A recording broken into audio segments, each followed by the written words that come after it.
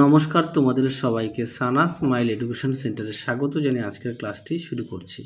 আজকে তোমাদের সঙ্গে আলোচনা করব তোমরা যারা পঞ্চম শ্রেণীর প্রথম পর্যায়ক্রমিক মূল্যায়ন পরীক্ষা দেবে তোমাদের জন্য রায় ও মার্টিন প্রশ্নবিচিত্র থেকে আজকে সমাধান করব পঞ্চম শ্রেণীর বাংলা বিষয়ে মডেল নাম্বার 10 অর্থাৎ 10 নম্বরের স্কুলটি সমাধান করে দেখাবো। চলো দেরি না করে মূল বিষয়ে যাওয়া যাক। কী আছে একে রেখে ড্যাশ মাস্টার গল্প বলে উত্তরে লিখবে সাঁওতাল, অপশান খ। দুয়ে দেখো প্রশ্নের উত্তরটা হবে অপশান গ বালক। 2-3 কী আছে গির্জার রং ছিল, উত্তরটা লিখবে লাল, অপশান ক। একের 4 কী আছে দরবার শব্দটি অর্থ, উত্তরটা লিখবে সভা, অপশান ক।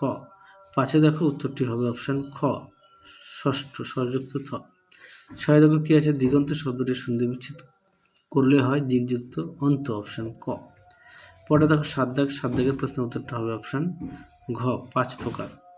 পরবর্তী দেখো কী আছে গল্পগুরু থুড়াতে কি কে বন্দিনী, উত্তরটা লিখবে বেশবতী বন্দিনী। ওটা দেখো পাখির কাছে ফুলের কাছে কবিতা কবিকে, উত্তরটা লিখবে আল মাহমুদ। ওটা দেখো পিলপে গাড়ি কি, উত্তরটা লিখবে হাতিতে টানা গাড়ি। 4 দেখো বুনোহাঁস কিভাবে আকাশে ওড়ে, উত্তরটা লিখবে দলে দলে উত্তর দিকে ওড়ে।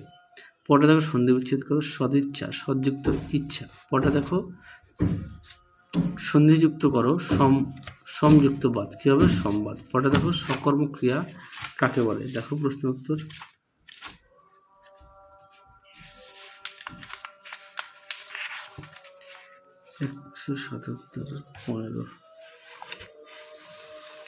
দেখো সকর্মক্রিয়া কাকে বলে, এখান থেকে এই পর্যন্ত উত্তরটি লিখব। পরবর্তী দেখো কি আছে 2-8 দাগ বাক্যটি ক্রিয়াপদ বিশেষ্য পদ কোনটি, দেখো এর মধ্যে ভ্রমণ আর পড়াশোনা, দেখে নাও এর মধ্যে ক্রিয়া আর বিশেষ্য পদ আছে। পরেরটা দেখো কি আছে 3-1 দেখো বনের সন্তান বলা হয়েছে লোধা আদিবাসীদের।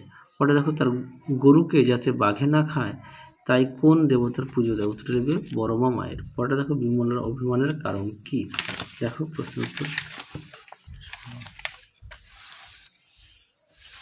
দেখো বিমলার অভিমানের কারণ কি বেশ কিছু দেওয়া আছে, তোমরা এখান থেকে পড়ে নিয়ে লিখবে।